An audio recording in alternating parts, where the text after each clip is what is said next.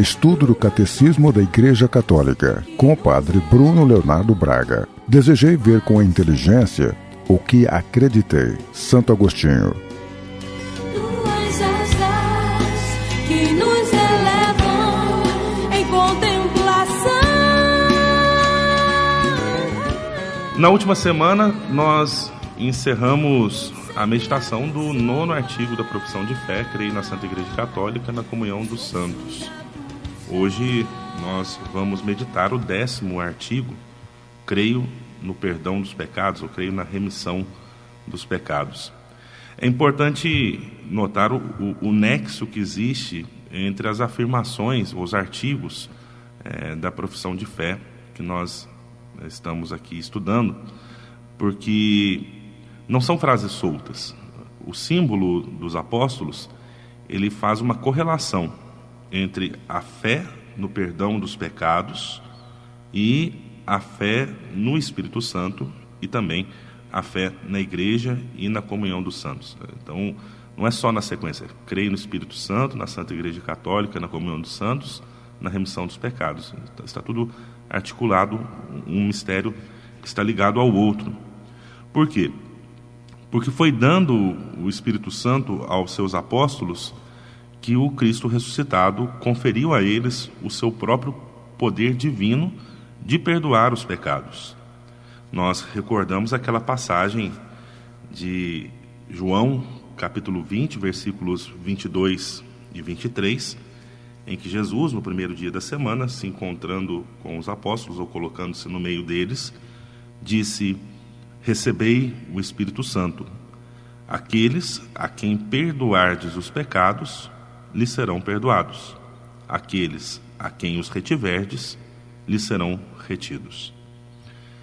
Nós recordamos aqui a organização do Catecismo da Igreja em 4 partes e lembramos que nós estamos estudando a primeira parte. Essa primeira parte é um estudo da profissão de fé. E na segunda parte do Catecismo nós temos um estudo sobre os sacramentos da Igreja. Então, a segunda parte do Catecismo, ela vai tratar explicitamente do perdão dos pecados pelo batismo, pela penitência e pelos outros sacramentos, principalmente pela Eucaristia. E aqui na meditação do artigo 10º do Credo, nós vamos ver apenas alguns dados básicos. Então, o assunto vai ser aprofundado quando nós meditarmos sobre os sacramentos. Então, o que o Catecismo traz nessa parte? Basicamente 2 pontos. Ele nos fala de um só batismo para o perdão dos pecados e nos fala também do poder das chaves. Nosso Senhor ligou o perdão dos pecados à fé e ao batismo. Recordamos aquele envio missionário que nós temos na conclusão do Evangelho de São Marcos, capítulo 16, versículos 15 e 16. Jesus diz aos apóstolos: ide por todo o mundo e proclamai o Evangelho a toda criatura. Aquele que crer e for batizado será salvo. Então vemos aqui que a acolhida do perdão, ela passa pela fé, pela acolhida do Evangelho e também pelo sacramento do batismo.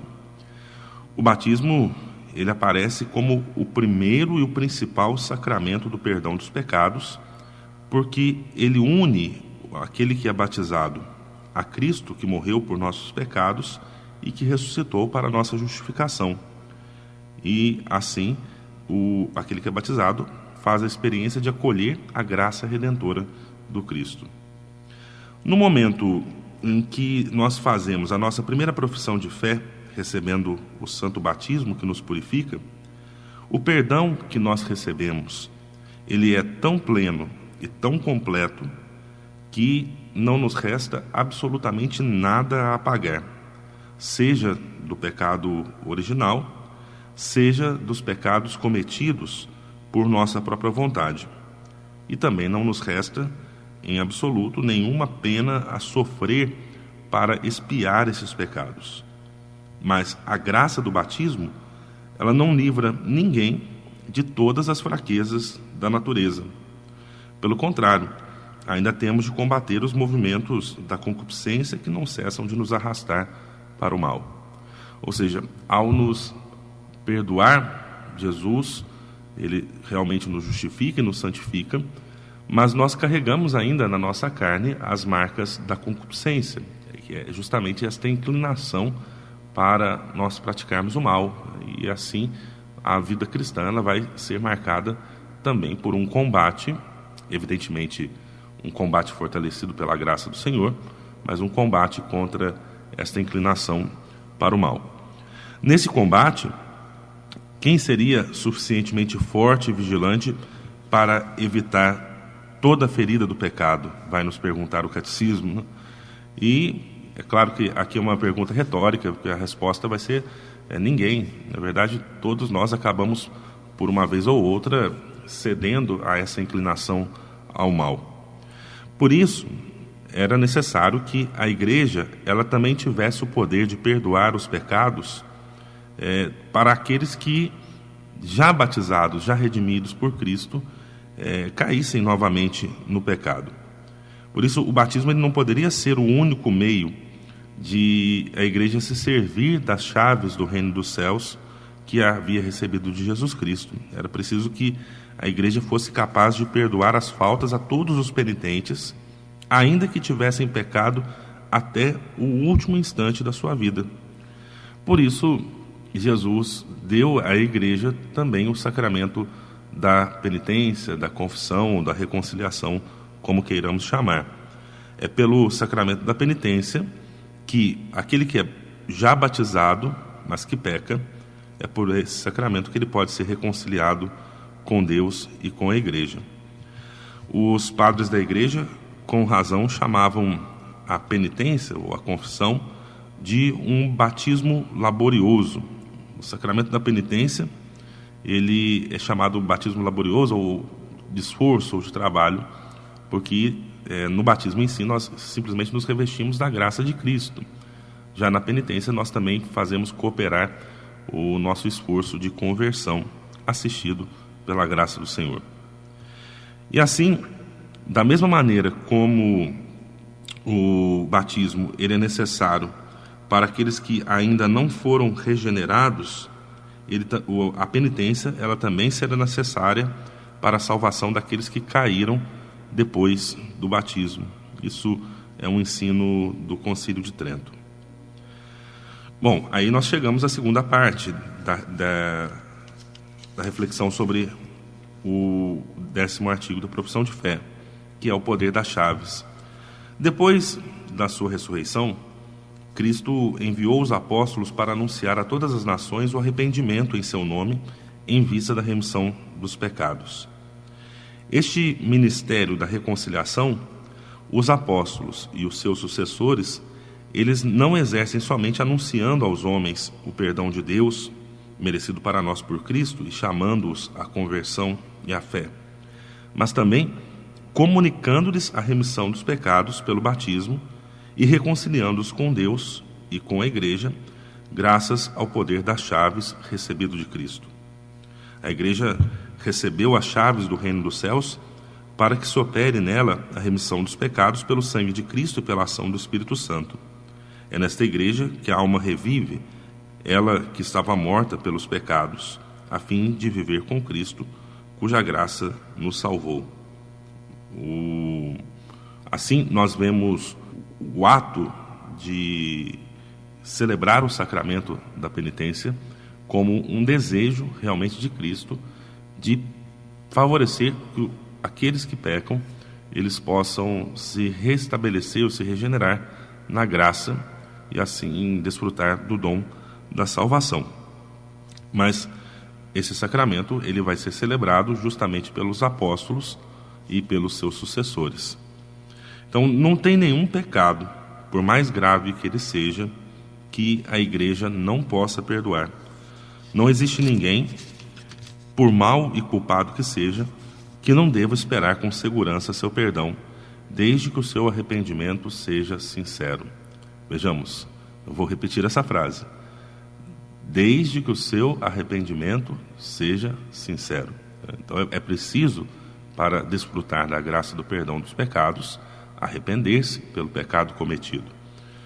Cristo, que morreu por todos os homens, quer que na sua igreja as portas do perdão estejam sempre abertas a todo aquele que recua do pecado.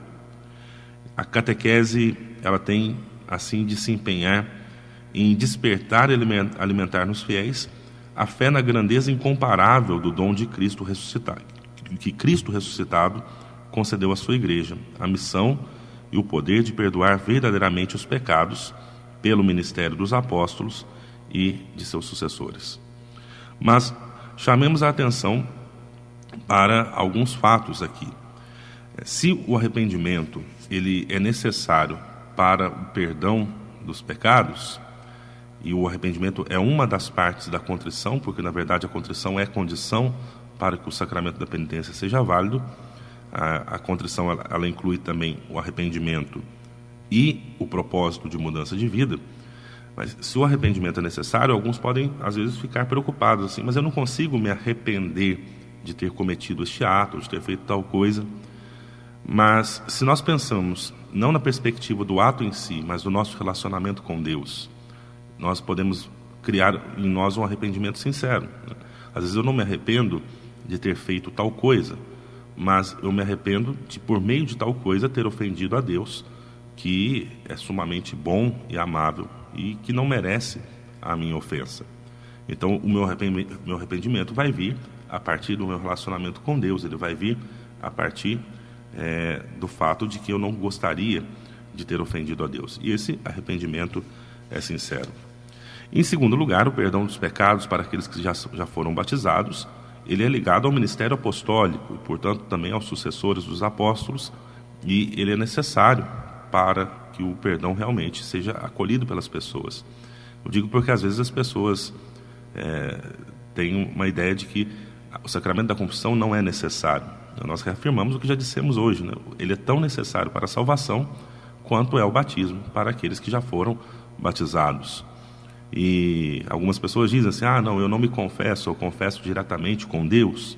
Sim, você confessa diretamente com Deus, mas o perdão você só recebe por meio da igreja, através dos sacerdotes. Então você está confessando com Deus, mas não está sendo perdoado, porque Cristo quis vincular o perdão dos pecados ao ministério apostólico.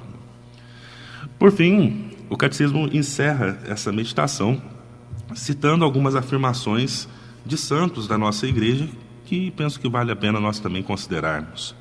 Primeiro, uma citação de Santo Ambrósio. Ele diz: o Senhor quer que seus discípulos tenham um poder imenso, quer que seus pobres servidores realizem em seu nome tudo o que havia feito quando estava na terra. Ou seja, isso inclui também o perdão.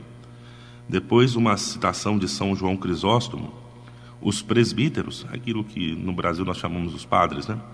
Os presbíteros receberam um poder que Deus não deu, nem aos anjos nem aos arcanjos. Deus sanciona lá no alto tudo o que os sacerdotes fazem aqui embaixo. E por fim, uma citação de Santo Agostinho: se na igreja não existisse a remissão dos pecados, não existiria nenhuma esperança, nenhuma perspectiva de uma vida eterna e de uma libertação eterna. Demos graças a Deus que deu à sua igreja tal dom. Então assim nós encerramos a nossa meditação do 10º artigo da profissão de fé, que depois será aprofundado na meditação dos sacramentos. E na próxima semana nós vamos meditar o 11º artigo, creio na ressurreição da carne.